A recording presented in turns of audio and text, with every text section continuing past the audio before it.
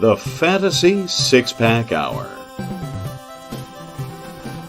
With your hosts, Joe Bond. You're awful. And AJ Applegarth. It's Sin Shu Chu. It's a mouthful.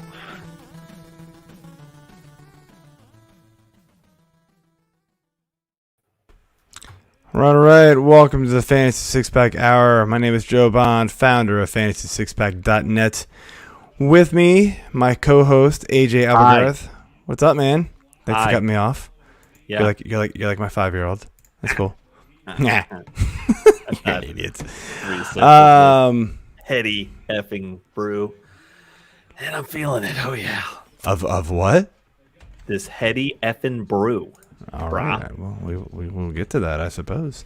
So right now we are watching the thriller of a game, Broncos and Browns. Browns are winning 10-0. Yeah, it's not great.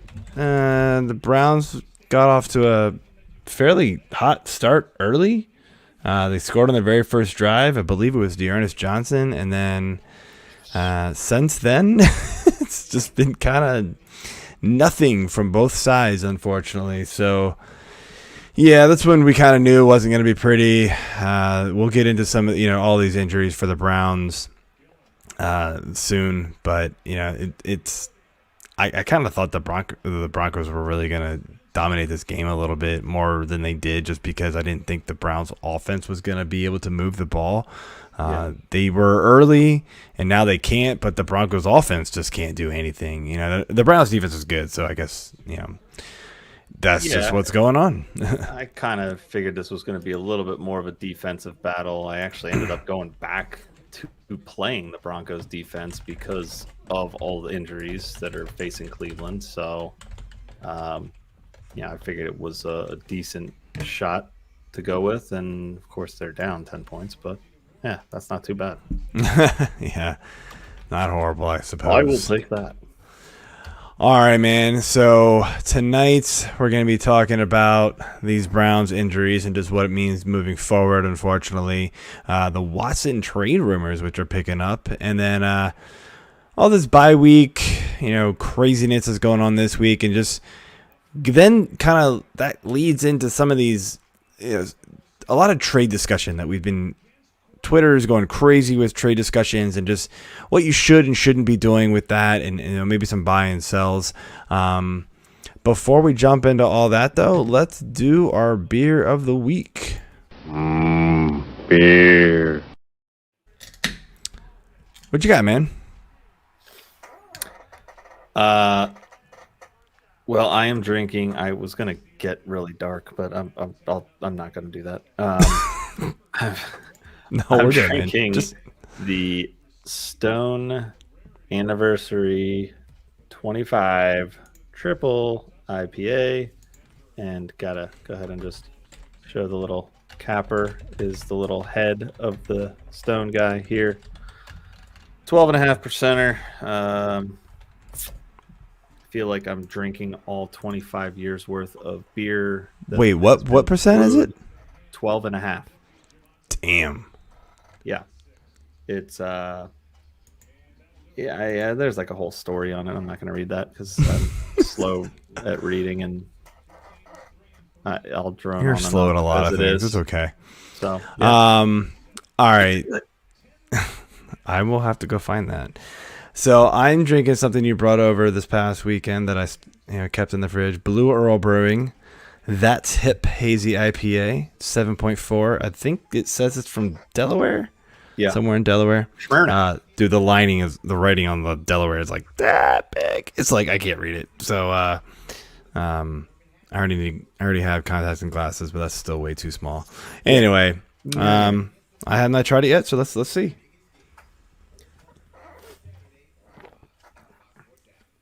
Ooh, very fruity. That's for sure.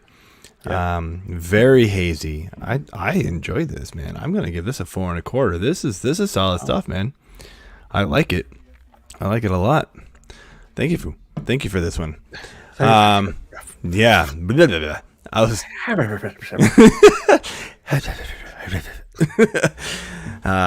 Man, I hope some of the people watching understand what we're doing there. What we're about to do. A whole lot of trailing off. That's gonna be more you than me. That's for damn sure. This is only a 7.4. I don't have a 12er. Anyway. Yeah. And all right. That one's my backup. Oh, good Lord. All right. Let's bring in our guest for the week, Mr. Davis Peng, writer for Fantasy Six Pack, does our mainly our best ball stuff, and is very good at it. And I also got to mention, man, your Twitter videos are phenomenal. If you guys don't follow him on Twitter, you definitely should. Peng's Picks. The videos alone are worth it. They are gold.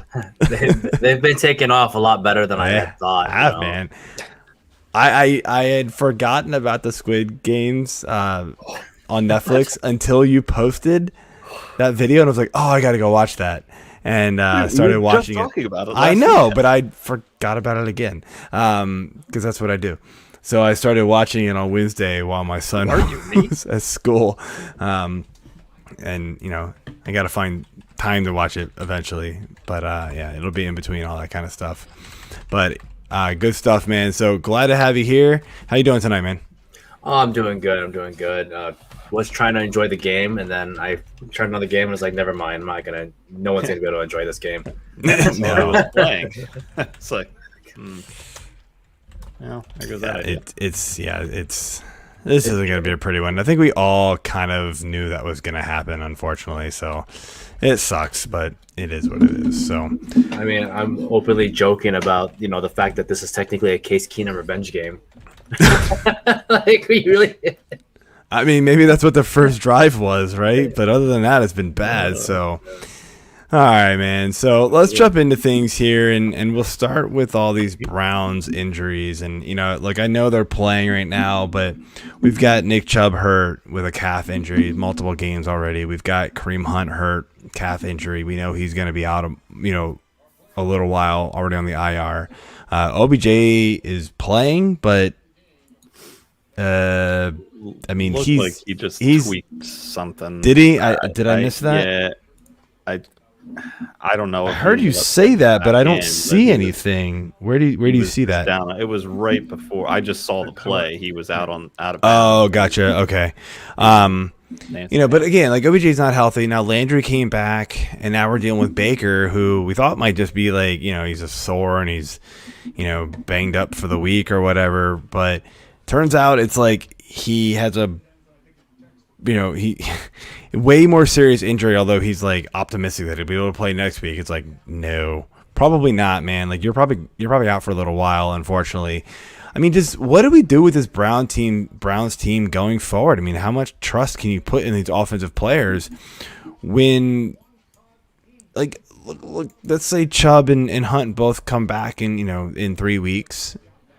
Can you put trust in them if Baker's out? Like, I don't know if Keenan's going to be able to carry the team like that, or I don't know. Like, it's just tough. Like, I don't really know what to do with this team with all these injuries. I think for me, the way I look at it is the run game is always going to be priority. I mean, we saw that today, right? We're watching it right now. The run game is priority. Therefore, things get set up for play action, short games. So I would consider trusting Jarvis Landry. I won't trust OBJ. He's been questionable the last 3 weeks. And not even like, oh, we just put him on the queue. It's like he actually is questionable or doubtful every single game. DPJ injured himself right before on the pre-point warm-ups. He injured his groin, so even he's gone now. Temporary. So, like, if you trust anyone, it's probably Jarvis Landry and whoever the second receiver is, and that's a flex play in a 3 receiver. Which we thought was Donovan Peoples-Jones until he hurt his groin pregame. So you're telling me he's not playing? He's not playing.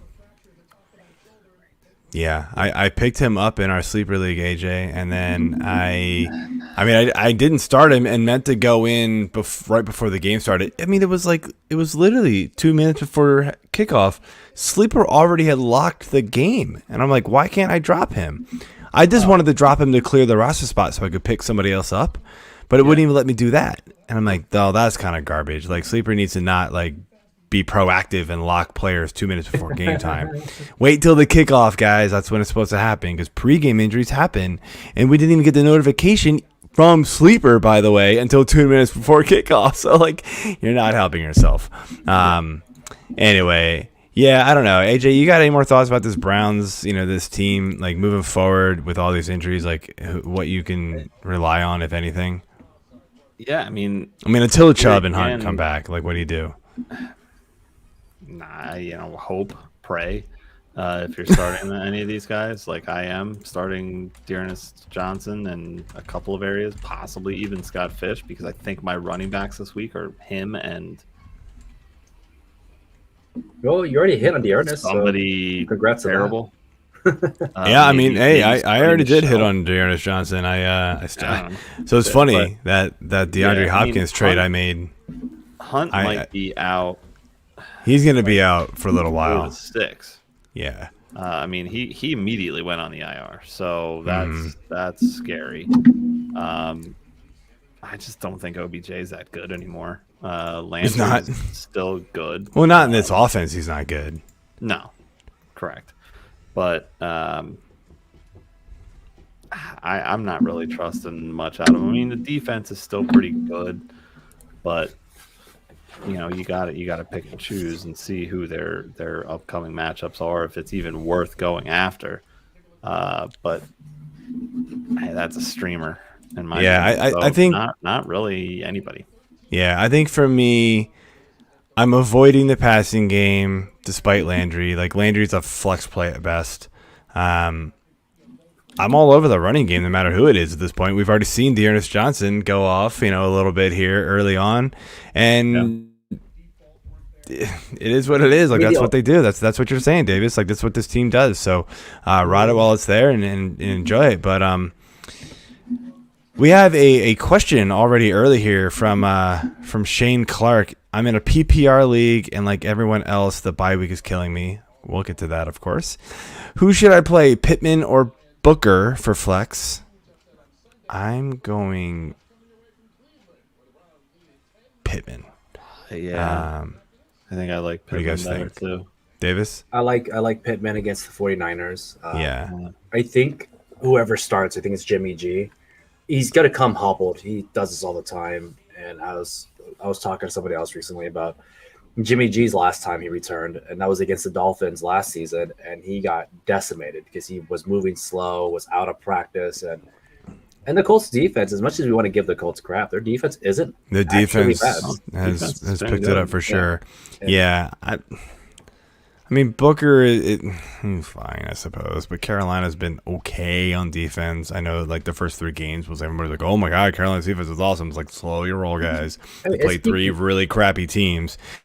They haven't been good, but they've been okay. They were awesome, but yeah, Pittman's probably going to be one of the only reliable pass catchers for that Indy offense, by the way, too. So T.Y.'s banged up. We know they lost Campbell. It's like him and Mo Alley Cox, and I guess Nyheim Hines will make a little Campbell's IR right now, I believe. Campbell is IR, and yeah. So Shane, you just said scary Ty will take away touches. Ty's dealing with an injury, and I'm not totally sure he's going to be 100%. He could definitely re-injure it in mid-game if he even plays. So I don't worry about that too much. Pittman's still been the guy. And then as far as Gibson or McKissick, I don't like Gibson even if he plays, but if he is the guy. If he does start, I think you're kind of forced to play him.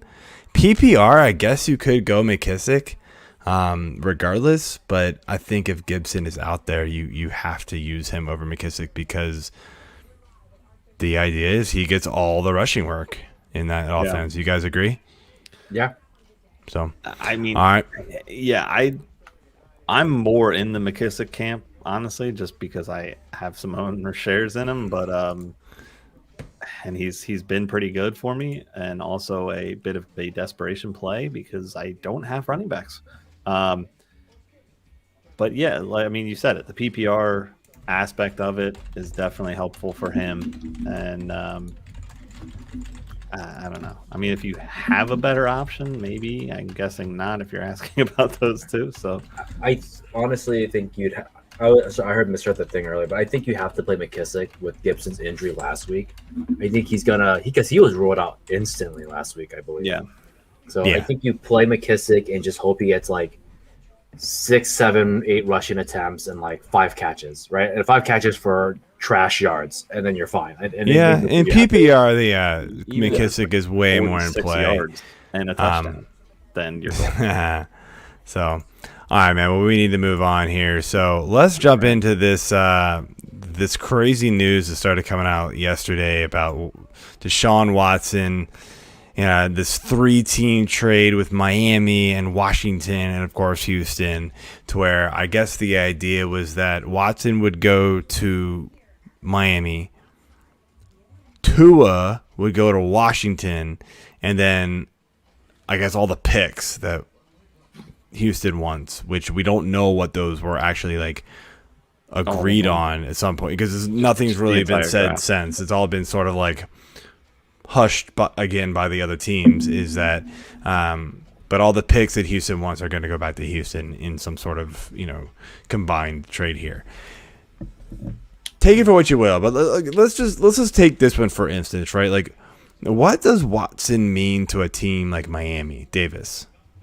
As a Dolphins fan, I think it means nothing to us because the problem isn't like Tua. The problem isn't receivers. The problem is the team has an identity. And I said this last season when everyone was talking about how the Miami defense was great. I was like, that's not. It's actually probably one of the worst defenses coming into the season because, and look at it right now. It's just bad. I think if you have to look at a stat line, it's their highest turnovers on a team. I think highest turnover touchdowns. Like the 2 stats that are most unrepeatable. People say touchdowns are unrepeatable. Try like defensive touchdowns, right? Right. So that's the most unrepeatable impossible. Stat, right? Yeah. Xavier Howard with 8 picks, but at the same time, also gives a first down per catch, which is like the lowest in the league. Jeez. Like the worst. Yeah. It's like, how can we be good when we have like these really absurd stats? So adding Deshaun Watson changes nothing. What they need to do is fix that line. They need to have a run game. It's been 8 years since Lamar Miller. We need to do something different. This team hasn't had a run game since Lamar Miller. Well, they decided to not use Myles Gaskin, who I actually think is still pretty good. They've just decided, like, we're fine. We don't need to use him. That makes no sense to me. The one game they've used him this year, he blew up. It's like, and then the next game, nah, we're fine. That was just one game. We don't need to do that again. Yeah, but Gaskin's stats are also unrepeatable, right? He went 7 for 7. I get it. He's not going to yards. Like, that's ridiculous. I get it, but he's better. He's better than the crap usage that he's been getting. Yes. Definitely. Let's be real. So, like, you need to rely on him and stop trying to use Malcolm Brown and whatever else they're trying to do there. The receiving core is fine with Waddle, but Parker's nothing. I think Parker's Fuller's still fine. Hurt, obviously, so that's not working. It's just the passing game's. Yeah, right. Will Fuller's hurt? No. Who would have guessed? Oh my god. Yeah. That's amazing news. Like, wow. I don't know. That team our team has never figured it out. We're running around with injured receivers, but it's the line that's really bad. It's the run game that doesn't exist. And if you put Deshaun Watson, he's just back in Houston again. That's all he's doing. He's back in 2019 Houston. It's not going to be any different. And he's just going to get there and be like, "Oh, hey, what's up, Will? Oh, injured? Yeah. Cool. Figured." That's so messed up. It's true. Yeah. I mean, it is, and it sucks because I love Will Fuller when he's healthy. I mean, he's amazing for PPR and best ball and everything like that. But you get him for like 3 weeks, and then that's it. So I don't know what to make of this. I just feel like there's so much of it going on, and it's just, I mean, it's really just another kick to the beard in my mind, and it's just like, you know what, we were almost gonna not bring you back when you were healthy because Tyler Heineke's been playing okay, but now we might just bring in Tua instead, and we need you to mentor him again, So Ryan Fitzpatrick. can you? I know how Like, hilarious. There's I so forgot about much. that. Fitzpatrick's He's like, I just can't like- get away from this guy. You can't even make this stuff up. You could try, but you can't. There's no way. I'm going back to Harvard. Fuck it. It's like I don't know. I'm just angry for the beard. He gets no respect I did. after. Well, week look, two. Fitzpatrick is going to be injured for how many more weeks, and then who knows if he's actually going to be like healthy and like. And this is the first time he's been injured in his career. But still, he's out a number of more weeks, and Heineke Durability. clearly is like not. I mean, Heineke's Not- been playing he's well. I'm been not going o- to argue about that because I have. He's put up some pretty solid. Yeah, he has. He's put up some pretty solid fantasy stats. That doesn't mean you're a good NFL quarterback. Agreed. So I think there is at least an upside with Tua that he can be better. Yeah. So that's the only thing you're going to hope for. And so that's why they want to go after him. It's a young upside quarterback. And I mean, yeah, maybe they could just play. Has Miami already just decided that. Well, I think yeah, they we're think that good. they can upgrade from Tua to Watson, who is still young, considerably young and Yeah. way more talented. I mean, let's be real. Watson and we when healthy. do. The Dolphins also have the cap to sustain Watson. We had so many first round picks that already failed. That's which is funny, but but like they have the cap to sustain Watson, right? So they might as well try to use it. That's the one thing I will agree on. Is Yeah. what are we do? We're gonna sign Will Fuller next year. Ugh, please, You know what I'm no. saying? Like, there's nothing we can really do. Nah, it's not good. So, yeah, I mean, this is a weird one. Like, it'll be very interesting to see how this plays out. You know, it's to me, it's just like I'm surprised teams are going after Watson and willing to trade valuable pieces, especially future pieces, for somebody who in 6 months could be in jail. We have no idea what's going to happen to Watson, or just straight up, on the exemption list or suspended or whatever it is. Like, something's going to happen to this guy. We just don't know yet, and it's just coming. So let's move on here to what I'm calling Week-Ageddon. And I've seen, I've heard the bike apocalypse. I've heard other names for it. I kind of called it my own thing just to be a little bit different. But look, Buffalo Bills. We all know, man. Josh Allen, Diggs, Samuel. We got Moss. As crazy as it is, and then we got Dallas with Dak and Lamb and Zeke and Pollard, and if you want to add Cooper in there and Schultz, you got Jacksonville. I mean, James Robinson's been a beast. And He's been a beast. Marvin Jones has been kind of relevant. Marvin Jones has been up and down, but he's been there. accurate. Minnesota, as much as we don't like. Kirk Cousins, he's been solid. But Justin Jefferson, Thielen's been there. Cook is there. We got the Chargers with Eckler, and that Mike Williams has been a beast, and Herbert, and I'm blanking, Keenan Allen, and then we've got Pittsburgh, right? So and look, they're banged up, but Deontay Johnson, Najee Harris, they have a lot of star fantasy players out for this week, and it is destroying people. I tried my hardest not to focus on bye weeks during drafts, but when I realized after 3 or 4 rounds I might have had 2 or 3 guys on week 7 already, I went, oh wait, probably shouldn't draft any more guys that I think I should rely on for my starting lineup for week 7.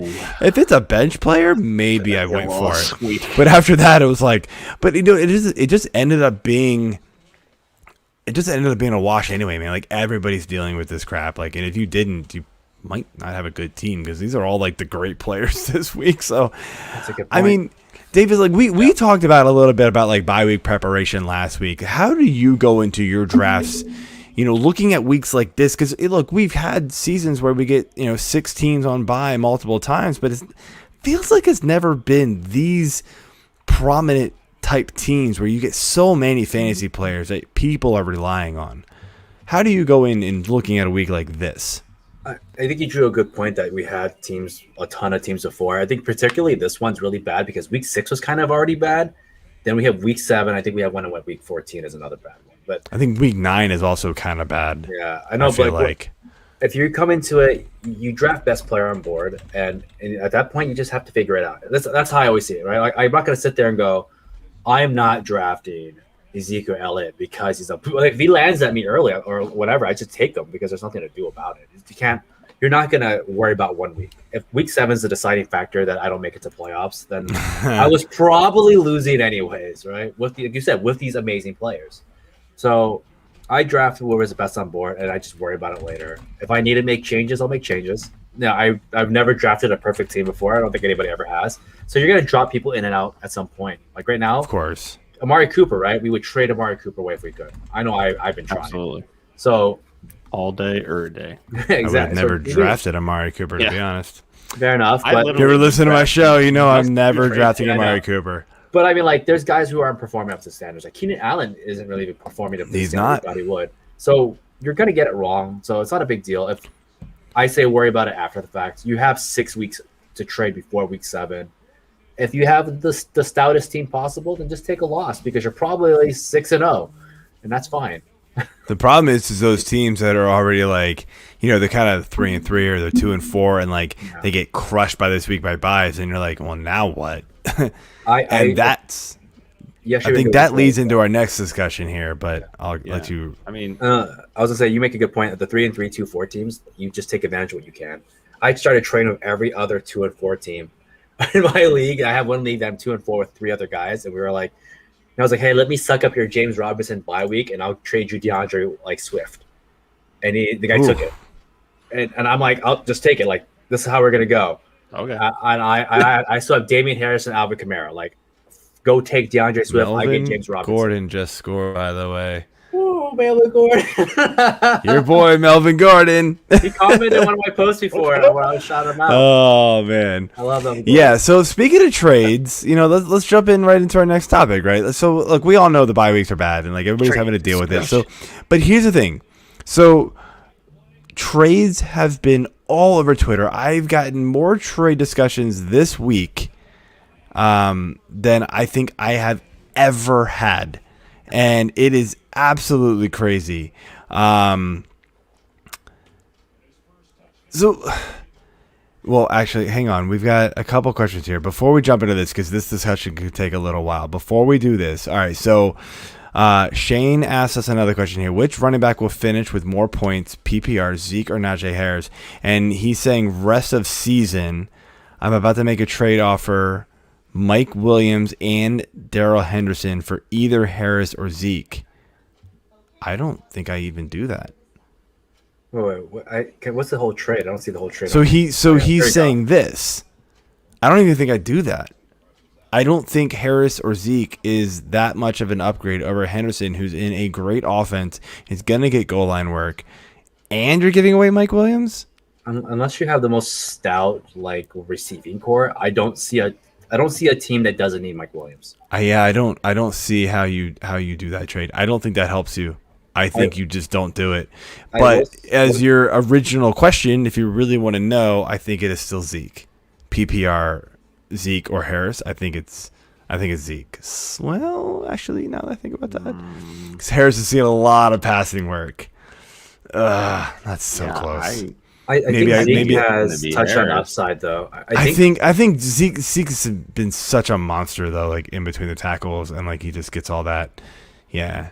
I like Zeke's schedule during playoff time. I do, but yeah, I don't know. I still just don't do this trade, man.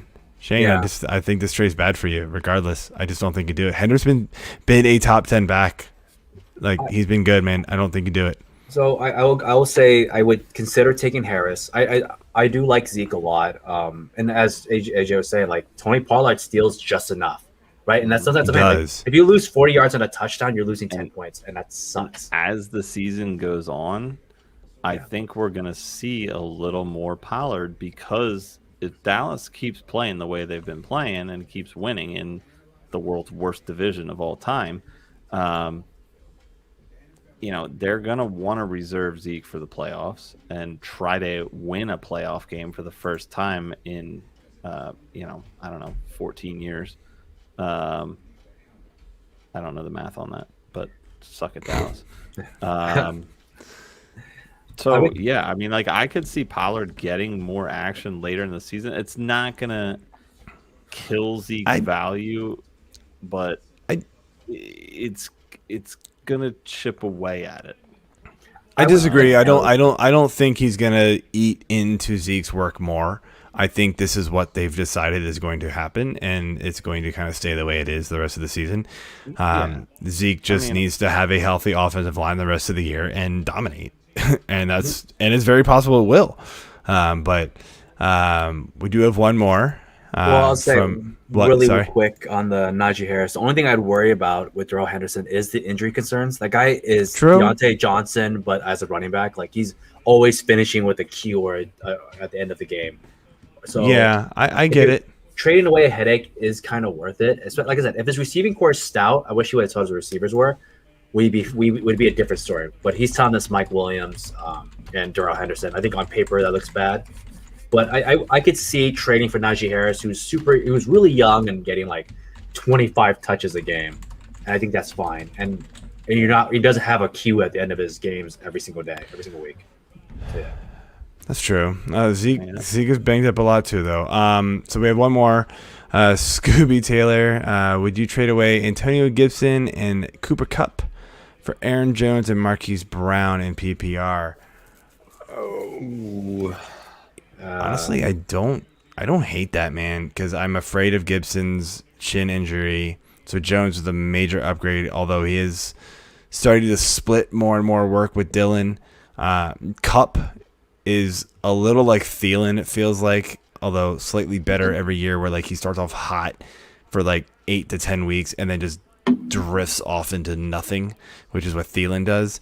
Marquise Brown seems to have his arrow trending way up, although we haven't seen him and Bateman on the field except for this past week. And I mean, arguably, Brown had his worst week with Bateman there, although they didn't have to pass the ball a lot. It was a blowout early, so that was a bit of a I need to see a little more from it before I can decide what that's really going to be. I don't know, AJ, you can go first. What do you think? I think I would do it because I am terrified of Gibson's injury. Yeah, I'm very happy trading away Gibson.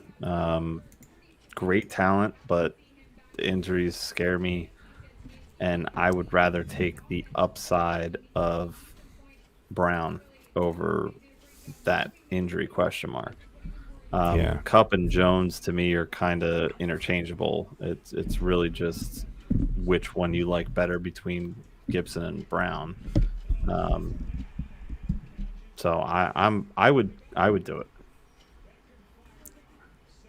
So, Davis, any other final thoughts on that? Or you in favor for it or no? So the way I look at it is this: you're getting 2 usable pieces instead of just having 1 usable piece in Cooper Kupp. Like you said, you guys talked about Gibson, so we just consider not that usable at the moment. Aaron Jones is, as much as I'm not the biggest fan of Aaron Jones as a first-round pick, he is still a RB1 though, right? He's a guy that I say you pick up the turn. He receives touchdown, he runs and rushes touchdowns, he does it all. And Marquise Brown, although Cooper Kupp is leading all the receivers of like 160 PPR points, and Marquise Brown doesn't have a bad Detroit game, he's wide receiver 7 right now. I think he would have been like wide receiver 3, right? So you're basically trading wide receiver 1 for wide receiver 3 and you're getting an RB, a top 10 RB. I don't think you should not take this trade. I would trade away Gibson and Kupp, take those guys. Yeah, I for sure like it. All right, so let's get back into our trade discussions here. And so, we all know these bye weeks are hitting people hard. Look, I've been getting a ton of questions on Twitter about, this trade, that trade. And it's usually, in my opinion, like a team trying to fill a gap for the bye week. And I don't know records. I don't know, they don't tell me there's 10 teams, there's 12 teams, there's 14 teams. We only start 2 receivers. Like, I don't get all the information, so I can only take in what I get. But in most cases, it feels like a bit of a panic move where the team dealing with massive bye weeks and injuries because they might have Nick Chubb or something like that, right? Trying to fill a hole for 1 week. Is there any scenario where you are willing to lose the trade, if you want to call it that, right? Just to possibly win this week, Davis? Do you do that? I would say if I'm 3-3, no. If I'm 2-4, maybe. It depends on how much of a loss I'm taking. Right. As I was saying earlier, like DeAndre Swift for James Robinson. Right? If I'm the guy that really, really needs Swift, fine. I really need to start putting wins on the board. But if I'm the guy that's James Robinson and I'm a 3-3 guy, then no. I will fall to 3-4 and keep the better running back, fantasy running back, maybe not in real life, because I guess you still have 4, 5, 6 more weeks to play. You still have to play week 13. I've seen some guys get hot at the end of the season. There's going to be some injuries coming. You'll be able to pick up some guys. So I'm kind of with you. I don't like to lose the trade just to win, to pick up 1 week if it's going to cost me 3 more or 4 more losses down the stretch. Well, it's probably not worth it. The other thing to look at here too is if you're trading away your bye week 7 guys, if there's somebody in your league that has just 6 guys on bye this week that's struggling and freaking out about it, I am all for taking advantage of that by trading them like a DeAndre Swift or somebody who has not been on a bye yet, because we've had 2 bye weeks, if that, or just the one. This is the second one. This is the second one. So yeah, basically anybody you're going to trade is likely still going to have their bye. And if you're sitting in a good enough position, especially at 500 at 3-3, I'm all for trading for these people. And like you said, Davis, if you take the loss this week, okay, great. But then you're set up for the rest of the run, and you're good. And at the end of the day, too, it's we're not playing to make playoffs. We're playing to win championships. And if I take a loss on a player now, and I'm running into let's say, who's with Damian Harris as my RB2 coming into the playoffs, I'm probably going to lose. Yeah, probably. I've seen guys do that. But also a thing I would consider right now is trading guys that are like 4-2, 5-1. For some, I've seen a lot of guys that are like, I don't want to. I'm playing for the bye week, or I'm for the future bye week, or I'm playing for not to get more losses. I've seen these guys panic more. Usually, guys who are 2-4 quit. So let's stop trading with you in general. So I start targeting 4-2 guys, 5-1 guys that don't want to add a loss, because they're like, oh no, I don't. If I lose now, I won't get that bye week in the future, and then they start panic trading too. Right. Yeah. That's a good call. I agree with that. I've seen that happen before too. So okay, I agree with everything you guys are saying, and again, AJ, you and I talked about this last week, so I don't think there's a whole lot else to get into here. If you guys want to hear more about how we feel about it, go to last week's show. Feel the same now. So, do want to ask you, Davis? So you do the trade. Excuse me, the trade talk on trade targets. I mean, on our site, fantasy6pack.net. Every week, you go through and discuss some guys you should buy low on, sell high on, and then some, I think. And then, so let's jump in here into some buy low guys. And before you get into some buy low guys, like, what is it that you're looking for in a player to become a buy low player? So first thing I look at is, are they even involved in the offense? Right. Anyone can be a buy low. People like to say that, this guy, Allen Robinson's been the buy low for like 5 weeks straight. Right. Like, but I just need to see, is the offense relevant? Was it them that was bad? I know one of my buy lows, I think in like week 3, was Marquise Brown against like the Lions. He had a bad game, terrible game against the Lions. And I know for some people that don't like Marquise Brown and didn't really believe in him, they use that as like a vaulting point of, see, he sucked against a really bad team, right? And So the first thing I want to look at is, are they offensively relevant? Is that person going to be relevant on the team? And that's where I should go off first. Like, did he get 7 targets? Okay, 7 targets, and he just happened to be bad that game. Right. And then I also just look at, possible schedules, if that's another tiebreaker for me. And then also the final part is he even viable? Because not everyone, a guy has a bad week doesn't mean he's actually viable. I see a lot of other articles that say trade for this guy, and I'm like, who's trading you Zeke?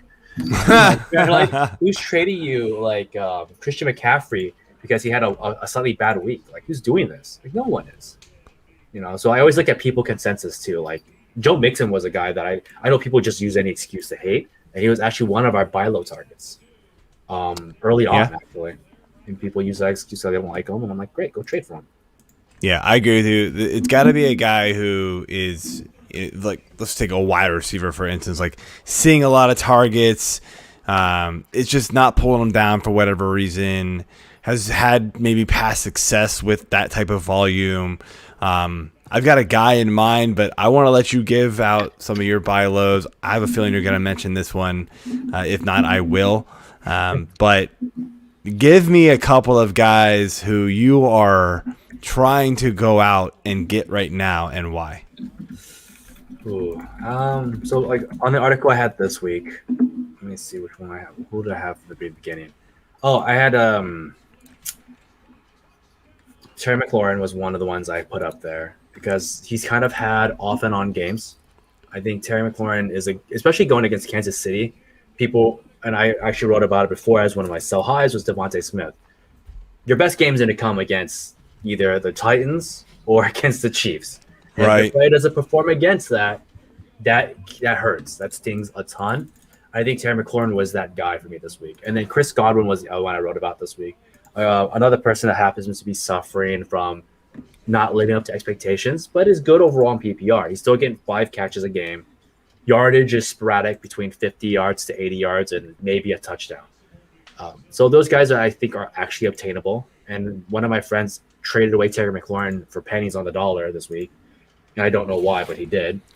Because he felt it. He was like, I'm tired of having Terry McLaurin in my lineups. I'm tired of having Chris Godwin in my lineups. And I'm like, but those are reasonable buy lows, I think. Yeah. I mean, are you worried at all, especially for the short term, especially if you're a team that needs wins, that McLaurin is dealing with a hamstring injury and, I mean, played bad against a Kansas City team that he should have played better against, played bad against a New Orleans team that he should have played better against? Yeah, he had a monster game against Atlanta, but he was supposed to be healthy then. So, but he, other than Atlanta and New York, he's had 4 mediocre games. If you even call them mediocre, I would call them bad. No, and they were pretty bad, but I think it's more of Washington being the problem itself. Like, I know when I watched the Kansas City Chief game, every target, they treat McLaurin as a deep shot, right? And I actually talked a little bit in the article too. Is just he's no longer your wide receiver 1. He's a 2/flex. You play him hoping that he gets a deep ball because that's all he gets these days. It's a few, slants inside or inside routes, and then 5 deep shots. And you're hoping one of those deep shots hit. And until they figure that out, how to get him not double team, yeah, you're gonna suffer for a little while. But at the end of the day, your Terry McLaurin's getting 7+ targets. You know that it's home run hitters, and if one hits, you're good. You're solid. Yeah. So then that's how I think it's just tempering expectations. It's tough for me to buy on a guy who is so inconsistent to me, because I don't know. I don't like misused players in the NFL, and right now McLaurin feels like he's misused and injured. But he's also talented right now. He is talented. He's super talented. I love him. And it's the opposite of Allen Robinson, where Allen Robinson's not even getting targets. Yeah, right? So, it's bad. So I feel like that's why I look at him and go, he's still part of the offense. He's probably going to cost you nothing. Like, I could probably get Terry McLaurin for pennies on the dollar, and I don't even know who I could use. Marcus Callaway and a crappy running back, right? Because someone's going to see it and go, well, Marcus Callaway is actually getting points. And I'm like, I'd be fine trading away something like that. So I think it'd be okay with that. So the receiver I was looking at as a huge buy low target is Calvin Ridley. I know people who are super frustrated with this guy. It helps that he hasn't caught it. He's caught one touchdown in the first 4 weeks, then was obviously out for personal reasons, had a bye week. So I think people are kind of forgetting about him all of a sudden. And now he's back and he's playing on Miami team. This could be a smash week for Calvin Ridley, in my opinion. Get him before he smashes, guys. Look, the targets are still there, and Matt Ryan is actually starting to play way better than he did early on. And, you saw that with Pitts, 2 weeks ago, where he crushed. And so, like, Matt Ryan's starting to connect with these guys. It's just, for some reason, it's just not, the production is, the targets and even the receptions isn't turning into yards. It's not turning into touchdowns with Calvin Ridley. And look, maybe this is like the wide receiver one, I don't know, cold over there in Atlanta, where like Julio couldn't catch touchdowns. But I think things are going to turn around for Calvin Ridley. I really do. AJ, what do you think about that? Yeah, I mean, I love the idea of getting Ridley. I mean, this was a guy who came in to the season just rolling up the ADP because of the Julio trade. And of course, he clearly hasn't lived up to that hype.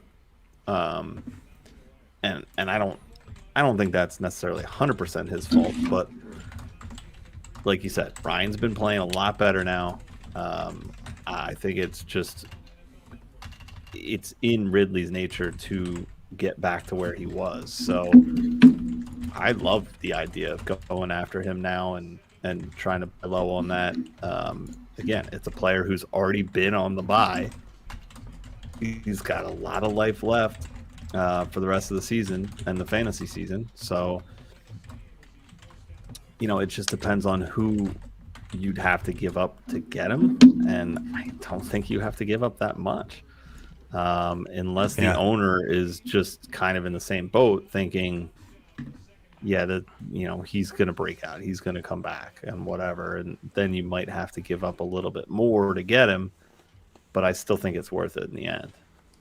Russell Gage hasn't really shown anything. Granted, he's been hurt, but he's back this week apparently. So allegedly. Yeah, we'll see. I'm hoping that he plays because I just need a player on the team that I just randomly picked them up on. Don't we all this week? So again, by Week-Ageddon. I don't even understand a few of my teams because I'm looking at them like.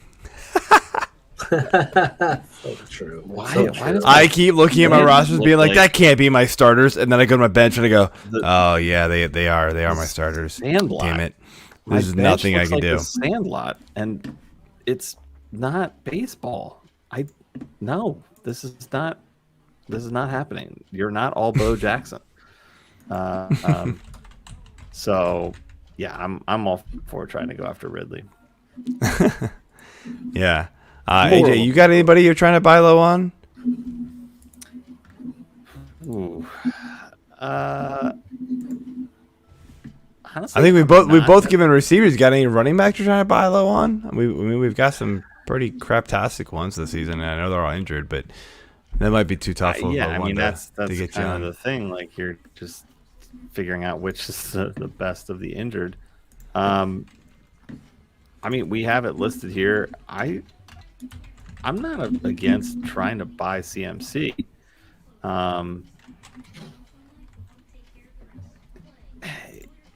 He's still a stud when he's on the field. He's shown that the last 2 seasons, even though he's been injured more than he's really played. But this, to me, could be the season that you really want to go out, try to get him for the long run. We already talked about Darnold just sucking ass without him on the field. So the sooner he gets back, the better Darnold's going to be. It's going to take pressure off of Darnold, and it's going to open things up a little bit more for, I don't know, Robbie Anderson. No, good God. Stop it. Yeah, I know. It was a joke. Not a good one. But yeah, I don't hate the idea of trying to go out and buy CMC, because somebody who owns him now, especially in a league where, maybe he's a keeper player, and this person kept him again, thinking, oh well, I've got to keep him because he's still CMC, and then they're like, here we go again. This is 2 years now. I can't do this anymore. And I mean, you might be able to play that into maybe like a RB2. Well, so interesting you bring up whoever. CMC, and I got a trade question today that said was offered Hurts and McCaffrey for James Robinson. So the guy would be giving up James Robinson and getting Jalen Hurts and McCaffrey back, and the dude is dealing with a Russell Wilson injury. Now he's got Burrow, which is fine, I guess. Burrow's going to be hit or miss most weeks, I feel like. Now he's giving up James Robinson, who we all, I think, agree that we like a lot. But is that something you would do? It's full PPR, so the guy's team, I think, is pretty solid. I think he's probably got a decent record. And the kicker is he's also got Hubbard. So he'd be getting his other running back is Aaron Jones and then Hubbard. So Sweet. I kind of like the deal for that. CMC and Hurts just to give up James Robinson. Yeah, do that. No. He has Jones already. He would be giving up James Robinson to get Hurts and McCaffrey. He already has Jones, and then he already has Hubbard. So he's got the CMC fill-in. Okay, anyway, whatever. It's not what it sounded like. I want to see what the timetable is for CMC. I think that's the first question you got to ask. What's the timetable? I don't think anybody knows. I think everybody's hoping it's 3 weeks. Yeah, and I think that's the question. And if you have Hubbard, like, yeah, sure, like, but then you're trading away what? I mean, does he really need Jalen Hurts? Like, I feel like Jalen Hurts puts just enough points to be a QB1, but doesn't put like separating numbers as a QB1. Like, he's not putting up, just Herbert's 4-touchdown game. No, you're right. But Burrow hasn't been doing that either, and Wilson hasn't been doing that either. Wilson's out for another, who knows how long, honestly. So, like, I think he gets a great quarterback that has a very good floor in Hurts that's going to carry him at least until Wilson gets back, if not beyond that, honestly. And then if he also gets CMC out of it, I mean, I think once CMC comes back and if he is healthy, that's the question mark. Like, you are taking a huge risk in that trade. I get it, but I think I like it. So I think we do it. Let's move on here to some sells. And David, so I asked you, what do you look for in guys that are, buys? What do you look for in players that you are trying to sell high on? So when you guys mentioned Calvin Ridley, that's actually one of the articles I have like a week 5. And I forgot that he went on a bye week coming up there. But he was somebody I was trying to trade because he played 4 or 5 very, very soft teams. Right? He was playing like the Jets, like it was Washington, teams that were giving up yardage like crazy. And I think he hit 80 yards one time. And obviously that's Matt Ryan playing poorly, but that's part of it, right? Like, if your quarterback's bad, then you're going to be bad. And sure, he gets the Dolphins this week, but the weeks after that, he gets Panthers, which means James Bradbury. Then he gets Marshawn Lattimore. Then he gets He gets another star corner that's going to be attached to his hip because they don't care about Russell Gage and the others. So usually a guy that I would try to sell high on is someone like Ridley that right now I think he's actually a strong buy low, but weeks prior, he would have been a sell high because I don't want, if he's doing poorly against bad defenses, like I don't trust him against some one corners.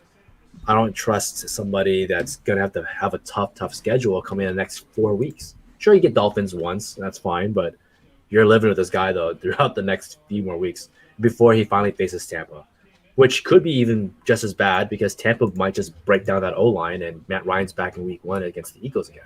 Mm-hmm. So it's something like that is that kind of player that I would have sold high on at week 5, week 4. Yeah, I just don't. I find it hard. I don't know. Maybe I'm just in leagues where people don't get suckered into that kind of stuff, but I don't know.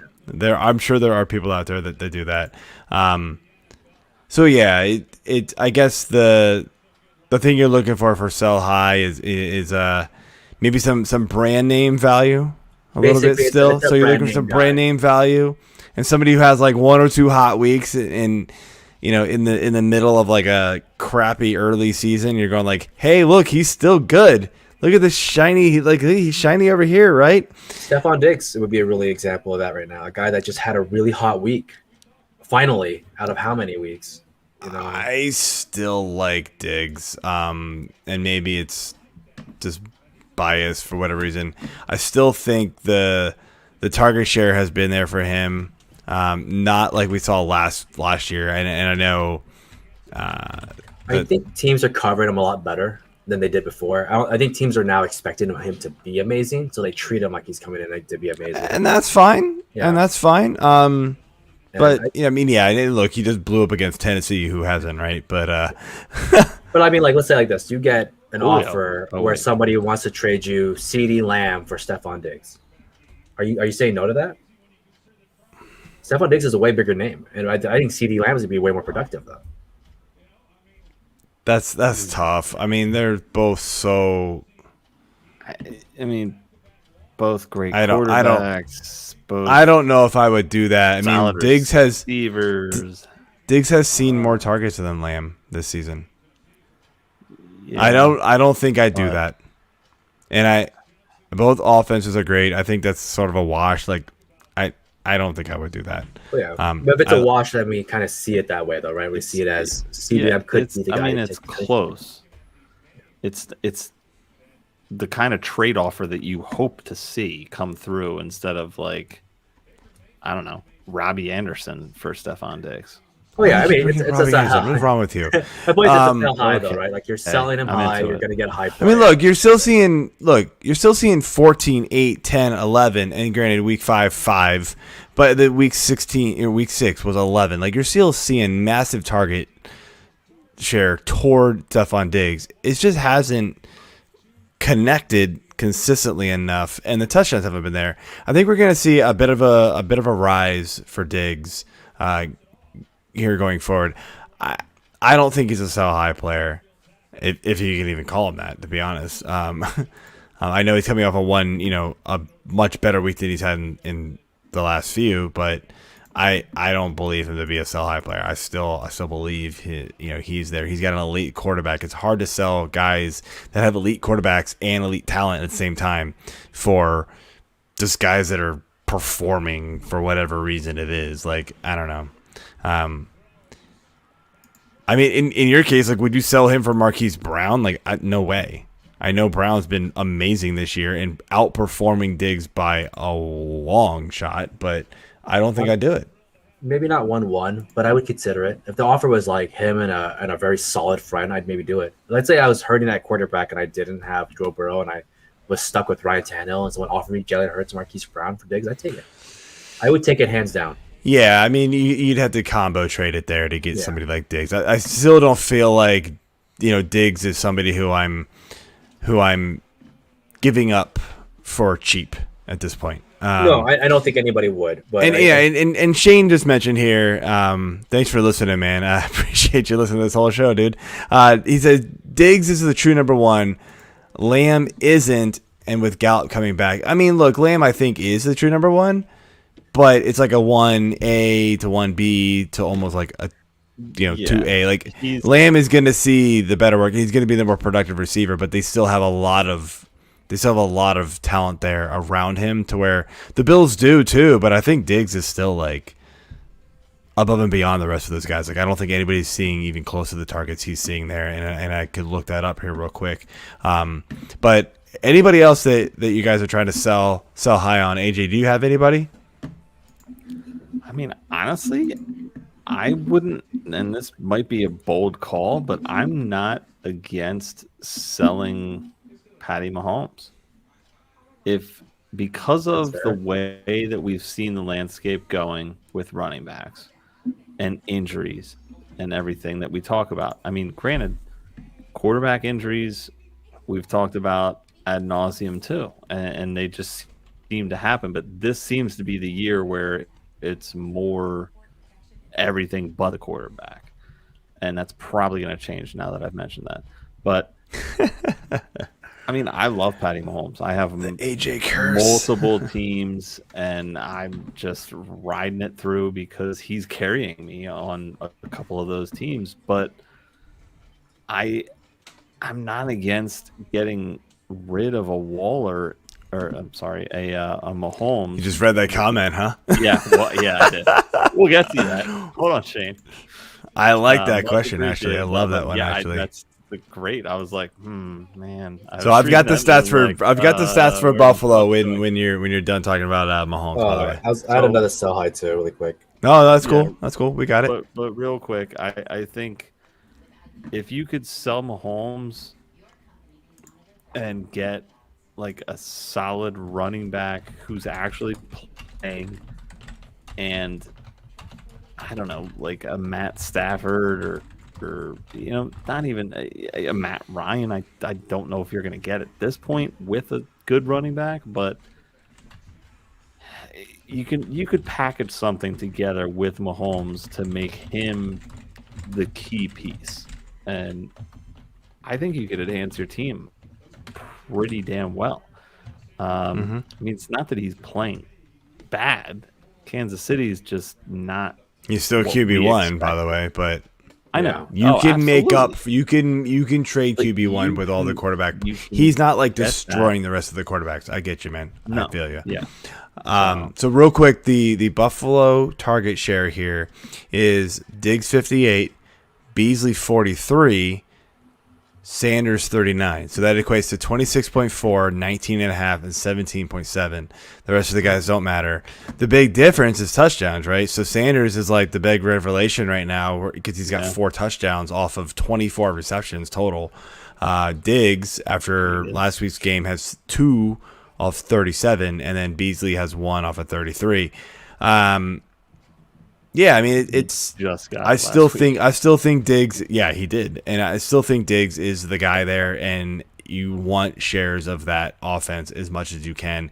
Look, you want shares of the Dallas offense too, but I think Lamb is in a much more of a timeshare there. I mean, Lamb and Cooper are 49 targets and 42 targets, and that's without Gallup, by the way. If you add in Dalton Schultz. And I gotta switch over that real quick. The system I'm using here doesn't do that. Dalton Schultz has 37, so like he's not separating himself as far as target share. The production has been slightly better just because they've been scoring a little bit more over there as far as that all that goes. But I still think I wouldn't do it. Real quick, when I look at Diggs though, like his major targets came on the games that Josh Allen was performing well. And Josh Allen performs better when he's targeting other guys, right? So, like the first, I think the one 14 targets was the first game, and he did pretty poor. Then the week 2, he did pretty poor. He started figuring out that teams were stopping Diggs, and I think when he started targeting other players, he got better. It wasn't he's using Diggs to be better. Well, and so what do you? Nowhere. Well, and Knox is out. Yeah. Probably for a little while now too, so that's going to hurt. But I wonder if there's going to be something to the fact that. Look, they know that teams are shutting down Diggs, so they've had to spread the ball around to other people, Sanders and Beasley, not just force it down Diggs' throat and get it knocked down. So now teams have to honor Sanders, honor Beasley, and Knox, and even to some degree, like these running backs, man. Like the running backs have been. Every time I look down, every once in a while, I watch Red Zone a lot. You look at these running backs, and I'm like, damn, Moss and Singletary are catching, plenty of passes. Not to the receivers level, but they're involved. So, like, these teams aren't going to be able to bracket Diggs after a while. This team's going to figure it out. I feel like Diggs is going to benefit from it. Shane's probably been waiting a while for this question here. Good one. Would you sell Waller? I'm starting to get a little frustrated with him. If you don't have a backup, I don't know who you're picking. I mean, it would depend on who's on your waiver. No. You'd have to get a really good player back to fill like a hole at receiver or running back, and you'd have to get like some sort of like, I don't know, low end tight end one that you can hope has touchdown upside every week. Waller's still getting so much volume in this offense, not like he did week 1, but he still sees tons of volume. Think they'll figure it out eventually with him. It's hard to sell Waller, especially with the craptastic tight ends that we have in this NFL. Real quick answer, you guys agree or no? Yeah, 100%. That's Yeah. exactly what it is. Who do you pick up? Yeah, It's so tough, man. Like, it's so tough. So I hold. You said you had one more, Davis, and then we'll get to the rest of this. My other sell high is the guy that's playing today, and it's Cortland Sutton, right? Cortland Sutton's a guy that I would definitely sell high on. He was in the article, featured him. I can't stand garbage time players. Like, I love garbage time when I'm the guy rostering, but you just tells you one thing: you need your team to lose by 35 points before you start doing anything, and that's what Cortland Sutton's done the last 2 weeks. I don't know if he's truly garbage time. It's But what practically I'm garbage time. worried, the whole Denver offense is garbage time. But Yeah.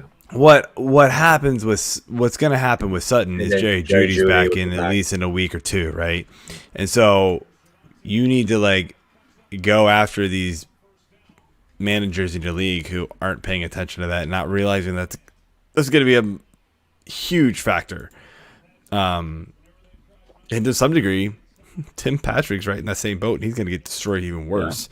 And he's been, super valuable. He's at least like a wide receiver 2 flex type, wide receiver 3 in every single week. So he's been very solid. Maybe not tonight, but who is on this Denver offense apparently? Sutton's got 3 huge weeks and 3 really crappy weeks, and then tonight he's not really doing much. He's so 356 right now, and he's probably going to finish with 5 and 80 and maybe a tutty.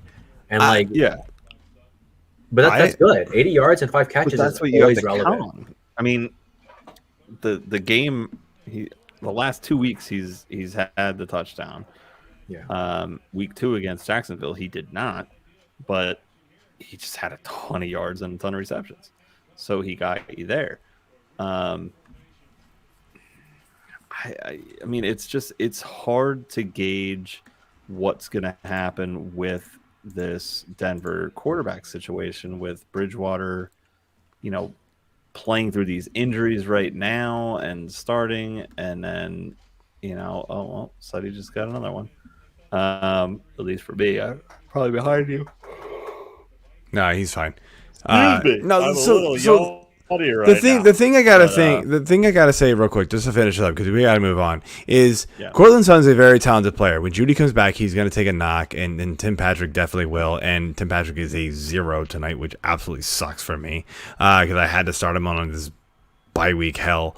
And and look, but he's a talented player, so I'm not giving him up, for chump change. I need something back in return from him, because I don't think he's going to turn into a pumpkin when Judy comes back. But you also have to remember that this week is sort of something you got to look at and go, oh, they were playing the Browns. The Browns defense is one of the best in the NFL this season. So there is something to that. You can't look at this and be like, oh, now he sucks. Yeah, he doesn't. It's just he played the Browns, and that's going to happen to a lot of teams that play the Browns. So and he's still very tough matchup. So okay.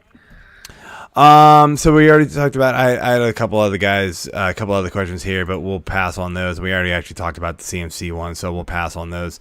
So let's just jump into these injuries here. AGL's like the first couple here. Quarterbacks, we got Trey Lance, questionable with a knee, did not practice today. Jamie G, ankle, limited practice. He's likely the one to start anyway. We already kind of expected that. And then Tua, ribs, limited practice. He's looking like he'll play as long as they don't trade him. We still don't really know yet. Running back, random one that popped up late today was Derrick Henry did not practice, unknown. So sounds like it could just be like he was away for personal matters or something like that. Like usually if it's an injury that they'll mention it. So this just seems he was too busy icing his big balls. What it is. I'm tired. I need to sleep. Roll. And as you should. Or hey guys, I'm good. I don't need to practice anymore. You guys just do your thing. No, yeah. I think I would be shocked if he's out, but again, just something to monitor. We got Antonio Gibson, as we mentioned, with the shin injury, obviously the stress fracture, limited practice today, which was actually kind of shocking. I thought he'd be out this week for sure, but now he's trending like he's going to play. Latavius Murray, questionable ankle injury, did not practice today again, so he needs to get into practice, I would say, at least tomorrow to play. If not, you're looking at Devonta Freeman, Le'Veon Bell, maybe some Tyson Williams. We have no idea. My guess is Devonta Freeman. He looked slightly better than everybody else last week. He's fast. He is fast. Bell just looks like an old man at this point. Alex Collins, questionable with a hip and glute injury. I know that ear off destroyed him. He was an idiot for doing that. So keep a lookout for the Alex Collins update. We got Saquon Barkley, ankle, did not practice, probably not playing again this week. We got Sony Michel's shoulder, did not practice. That was a Wednesday update. And then we got Damian Williams still on the COVID list, so he can't come off until Saturday apparently. So that's definitely something to look out for. So people with Khalil Herbert and Damian Williams, both one or the other, like you really can't make a decision until much later in the week until we know what's going on with Williams here. So AJ, take these receivers.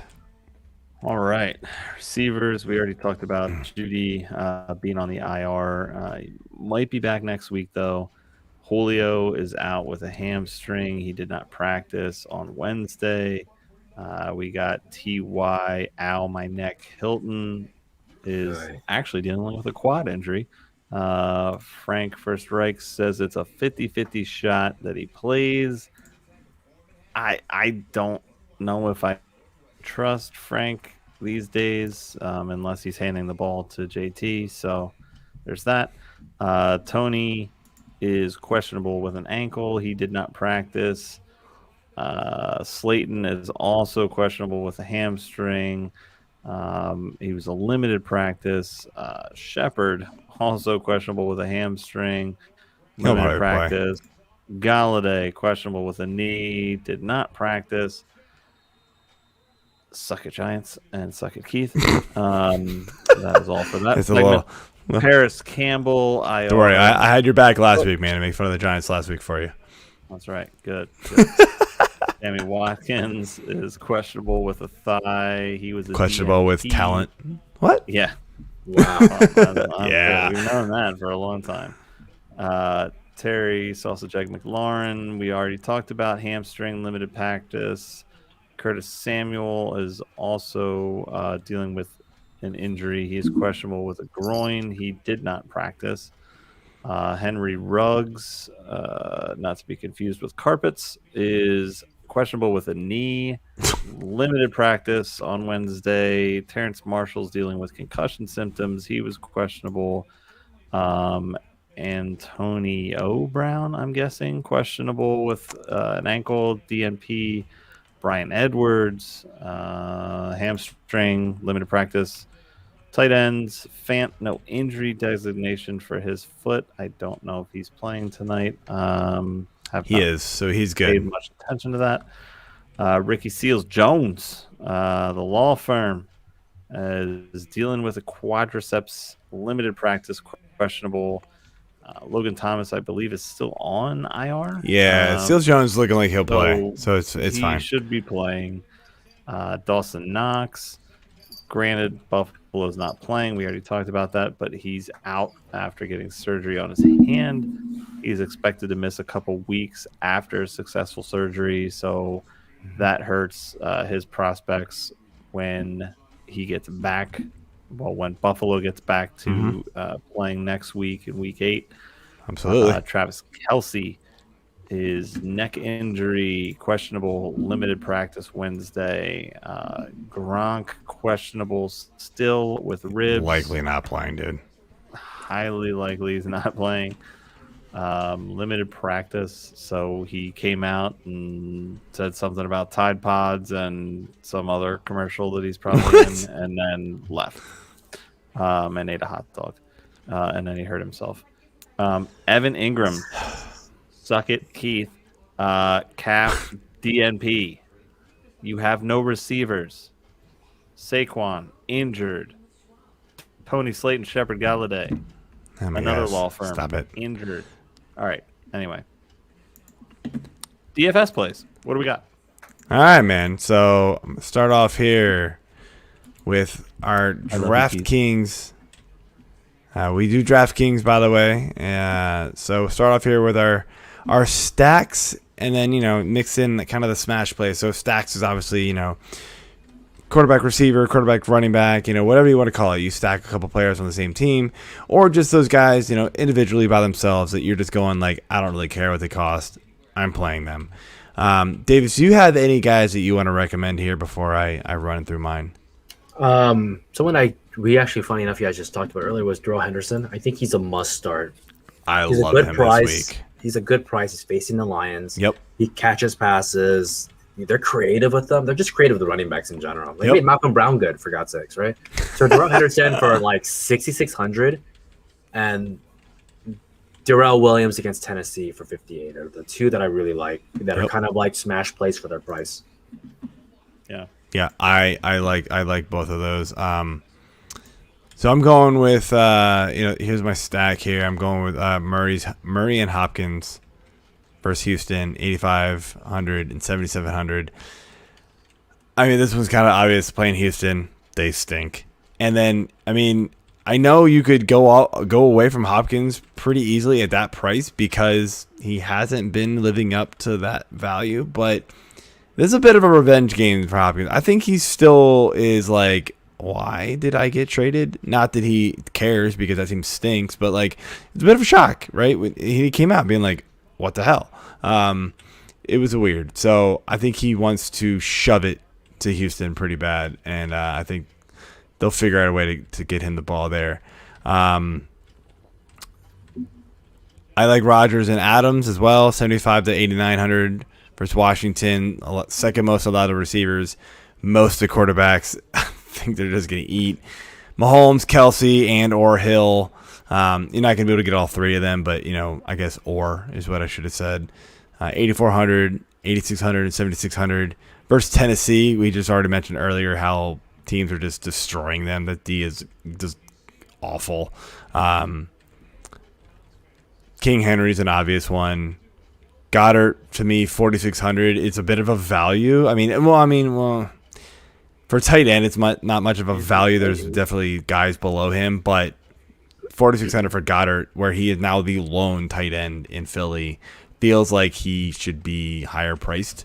I like Waddle versus Atlanta, and then you mentioned the Rams. Stafford and Kupp is who I like as well. So 71 and 84 against Detroit. Detroit hasn't been terrible against the pass, but I just feel like Stafford also wants to go out there and be like, "Hey, look what you're missing, guys." He's effortless, man. The way he plays, he looks like he's not even trying sometimes. He'll be fun. A reincarnation of the Thanksgiving game that Detroit decimated Philly. Like Stafford was just like, oh, okay, I'm not even looking touchdown, touchdown. That game sucked to watch, but pretty drunk that day, so I guess it was good. Going back real quick to the injuries, Tyreek Hill is not practicing again due to quad. Oh yeah, he has a quad. Yes. Yeah, so be careful with that one before you start him in DFS for 8,600. That'd be bad. Yeah. So that's what I was getting at because I saw Mahomes, Kelsey.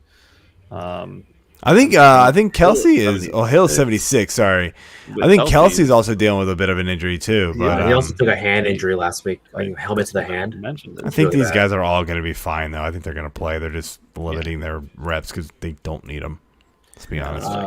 To go off your Stafford one, I would. I would say to go off your Stafford pick, I would say Van Jefferson is a very interesting stack. Yeah, it's a bit of a value stack if you want to do that. And go get like maybe you go get like Stafford, Jefferson, and maybe like an Adams and pay up for him or something like that. Like if you just want to get a little stab at all of these, but yeah. I mean, Kupp's just been so good. It's hard to go away from him. Van Jefferson's kind of boom bust, so it's hard to say. What about some fades here? What are you looking at for fades, Davis? Man, fades. That's a little tough one, but guys I kind of want to watch just because I want to pay for it. It's Kyler Murray is a guy I don't want to pay for at the price. He's like top of the list right now. And with Kyler, have you seen over the last few weeks? He's number one at price, but he doesn't put up number one numbers. Like he either has or he hasn't, or they're very efficient games. And then I could see them sitting him at some point because. But he hasn't played Houston. He's played the Rams, the Niners, and the Browns the last 3 weeks. Well, but he beat them so efficiently. Like it didn't matter. They're not going to rack up. I don't think they're going to run up the score. They don't have to. Like they've been winning in so many different ways. Yeah. They've been winning with James Conner getting 2 touchdowns, things like that. So I think Kyler Murray might be that. Yeah. I just wonder. I kind of have your same sentiment about that, and the only reason why I put him in my stacks was because of Hopkins, and because I wonder if Hopkins is in their ear like, get me the damn ball. But figure this out. Sitting Murray doesn't mean anything to Hopkins, in my opinion. Like Hopkins can still have 8 catches, 120 yards, and a touchdown. But like a touchdown, 120 yards for a quarterback means literally nothing in some cases. I get it. Yeah. I think Houston's atrocious. So I don't know. When he does play bad offenses, he puts up points, man, like Minnesota in week 1, 38. I don't know. I would just say that's not my favorite stack. I will say I don't hate going off of Murray. I do like some of the other stacks better. I think Hopkins is one of those if you want Hopkins, you can go get Murray pretty easily and figure some other things out. But I don't hate that fade. I really don't. I think for me, it's not that I don't want Murray. It's just the pricing, right? I think there's a lot of teams that have. He is the highest priced quarterback. You're right. Yeah, it's all it is. It's just pricing. I like Aaron Rodgers against Washington. That seems like a really funny one too. Or Lamar Jackson against Cincinnati, or Stafford against Detroit. And they're like $1,000 to $1,500 less. That's a lot of money. Yep. Yeah. So a couple of fades we got here. Gibson, we already talked about, obviously dealing with the stress fracture. He's only at 5,900, but I'd rather spend that money elsewhere. Julio, even if he does play, still 6,100. Yeah, we've seen this before with Julio and hamstrings. No thanks. McLaurin, also hamstring. Hasn't really been great this season. We already touched on that. And, he's still 6,900. So, no thanks. Miles Sanders at 5,100. He could be at $3,000, and I'm not playing him because the Eagles coach doesn't understand that there's a third dimension to your team called running the ball. Yeah, it doesn't make any sense, dude.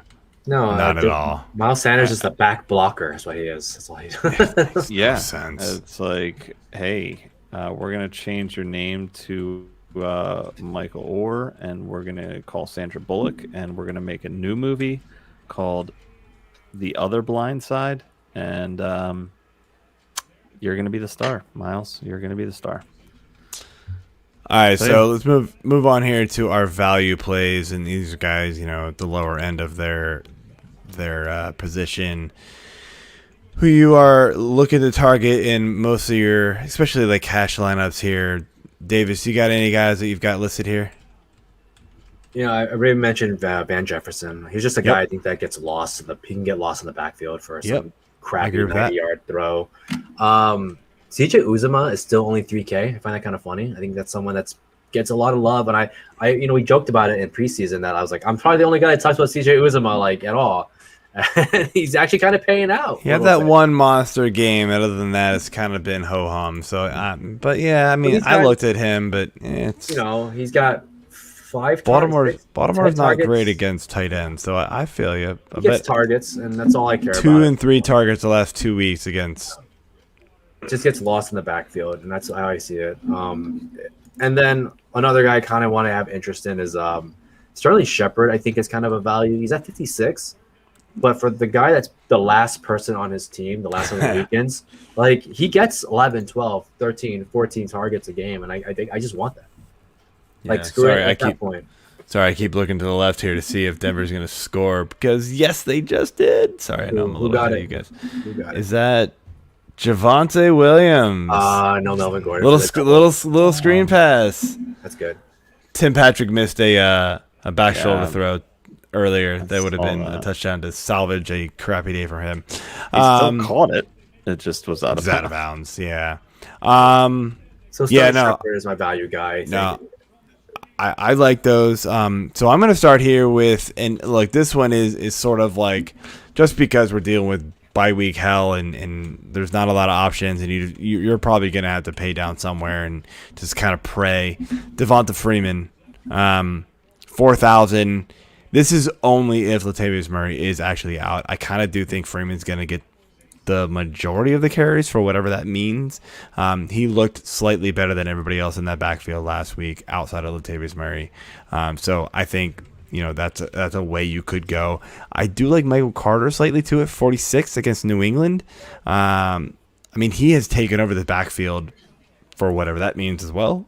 Again, the back end running backs are awful this week. So if you need to pay down at running back, these are two guys that you can do it for and just kind of hope. I'll tell you, and this is a guy that we talked about early before the show, and I guess you left it for me. Thank you, Davis. Darnell Mooney against Tampa Bay, 4,600.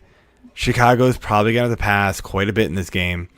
And Tampa's defense is not Tampa's defense from last season. They've led up the 5th most points to wide receivers, and Mooney's been good. And so I don't understand why Mooney's still at 46. I think he should be priced way higher than this. So Mooney is going to be a guy who's probably doesn't matter. Yeah, I think questionable is a new probable at this point. I know, right? Like it doesn't even matter anymore. But I do feel like it somehow affects. I don't think it does, man. I just don't think it's really caught up yet. He hasn't crushed it every week, but like he's been off and on, the last couple of weeks, 21, 6, and 15. He's seeing more and more targets in this offense and producing way more than the other guy who we don't want to mention anymore because I'm tired of talking about him. The target share is there, and I agree with you. 8, 5, 7, 4, 8. Like that's fine. Like it's exactly what you want for a low 4,600, and especially against a bad defense. And he's the guy that gets lost in the backfield all the time. Like they just when he gets the ball, we're like, who got it? And it's like a small guy coming out from the corner out of the shadow. You can get some deep passes too, so it's pretty good. I kind of like Bateman this week. 3,400 still. Saw 6 targets, more than his countermate Brown there. Going against Cincy, and they're solid. They're pretty solid. But look, I think that just means that the Ravens aren't going to trounce their opponent like they did last week, which I was very shocked about. And so they're going to go back to this passing game that they've been relying on more and more than I think anybody thought. Bateman could see way more than 6, and he could outvalue 3,400 in a heartbeat. Look, do I think he's going to score 25 points? No. But could he score 15, 12, and hit value and then some? Absolutely. And that's what you need for somebody who's 3,400. And then my last guy here is Ricky Seals-Jones. We mentioned that he's kind of banged up, but I think he's going to play against Green Bay. 3,700 is dirt cheap still at this point for tight end. And I see no reason why not to make him the guy that you're plugging in your lineup. Outside of Goddard and Kelsey, it's probably going to be, if I want to go high, it's Kelsey.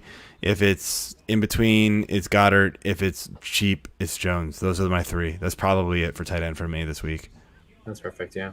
So, all right, man. I think that's it we've got for the show, Davis. Before we let you go, I want to let you let everybody know where they can find you on the internet and what you got going on.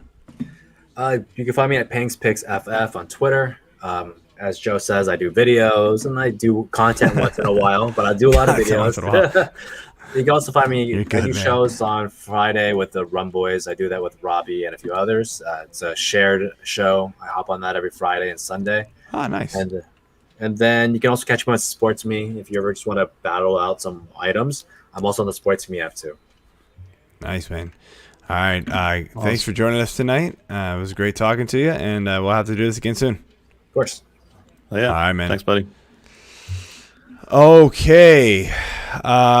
So we will close it out there. We're about an hour and a half. So We are looking at a 17-14 game with 4:40 left here. Browns got the ball near in midfield, it looks like. So, looking like a pretty good finish here. So, Yeah, could be. Not the best fantasy game, but, at least it's a decent football game, I guess. As far as at least compare. Oh, Man. Oh. Oh. I think I'm still a play behind you. Yeah, you are. Dearness Johnson is looking good. So, all right, guys, that's it for the show. We will talk to you next week. On that note, peace.